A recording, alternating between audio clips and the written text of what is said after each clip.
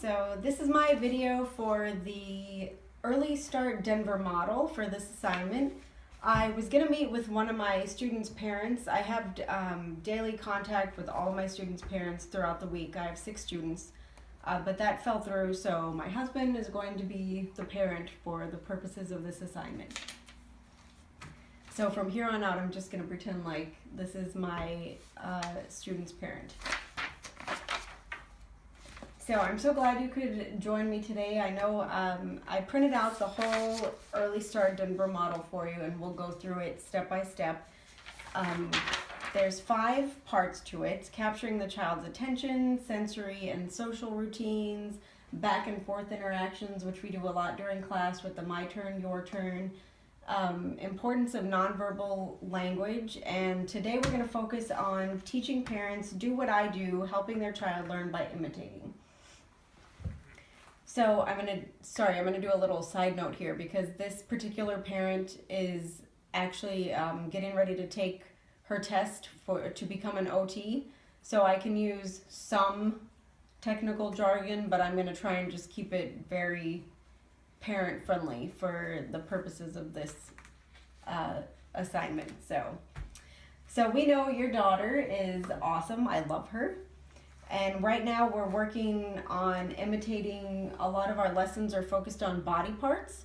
And so for her in particular, we are trying very hard to get her to engage in joint attention. Like, I know she has some difficulty with actually looking and focusing on different things. So we're gonna work on those skills as well as body parts. And we can do that. We can incorporate a bunch of different things into every lesson.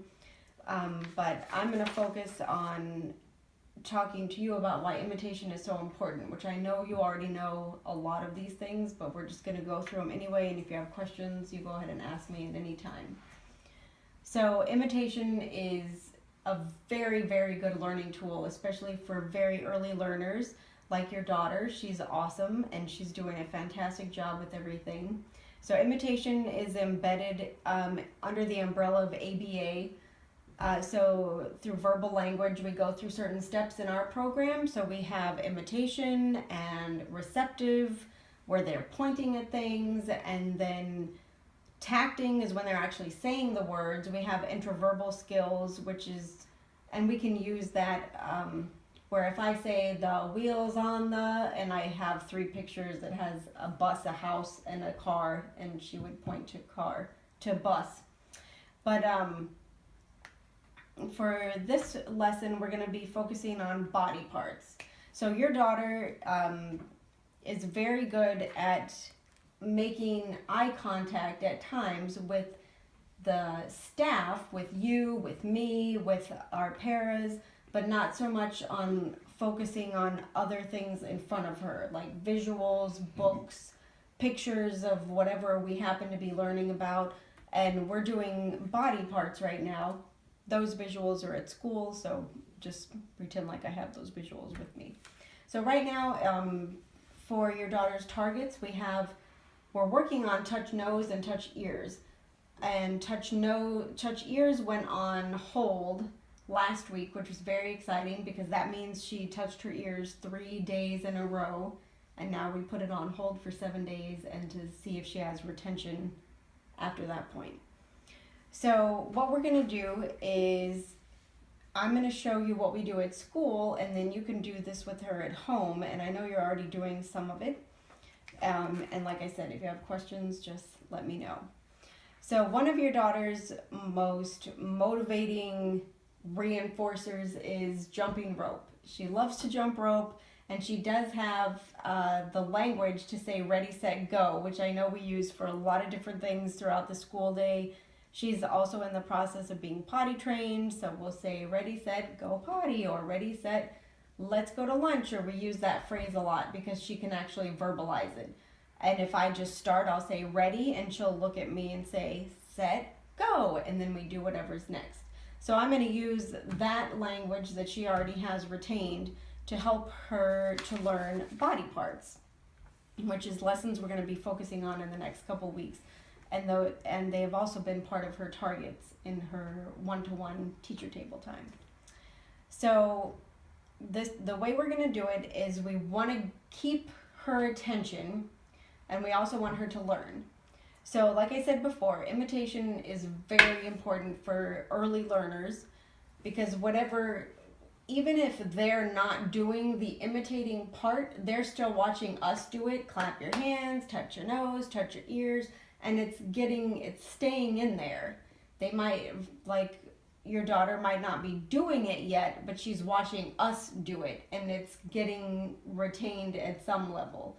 So when we do, and like I said, she's already getting the touch ears, we're working on touch nose, and we're doing multiple other body parts, which is so important for these little ones, because later on, if they get hurt, if something's bothering them, they're going to be able to say, when we ask what's hurting, then that's the background for why we are teaching them body parts. And it helps just getting them into the habit of imitating and then moving on to other levels of learning. So for your daughter's sake, we're going to have, she loves jumping rope.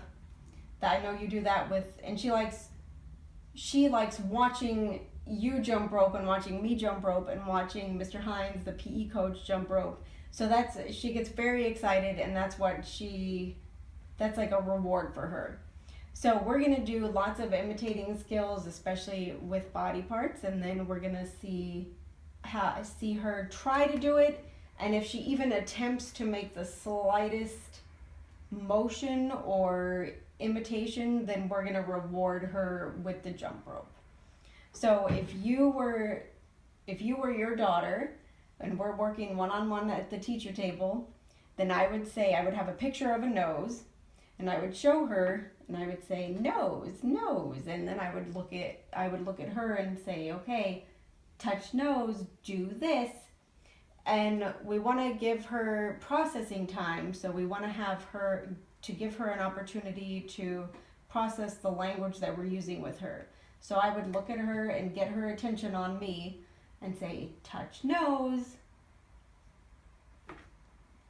And then a lot of times with your daughter, we're still doing hand over hand. So I'm doing it with her while I'm doing it. Touch nose, nose. Until she understands and starts doing it on her own. So I would say, touch nose. And if she doesn't even attempt to do it, then I would take her little hand and say, touch nose. And then when I do it to her, then I would praise and reinforce that, yay, that's nose, you touch nose. And then we would do something that she liked.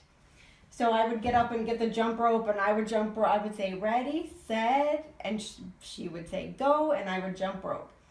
So, and then we go back to, okay, we're going to do it again. Do this, and then do the same thing. If she doesn't do it, then I would do it for her. We make a big deal about it and do hooray and clap, and then we go right back into something that she's familiar with and she knows, the jumping rope. So that is what we're focusing on with imitation. Do you have any questions so far? No. Okay. And again, I feel like I'm babbling and I do not want to be recorded, but I'm hoping that this is sufficient. So, thank you.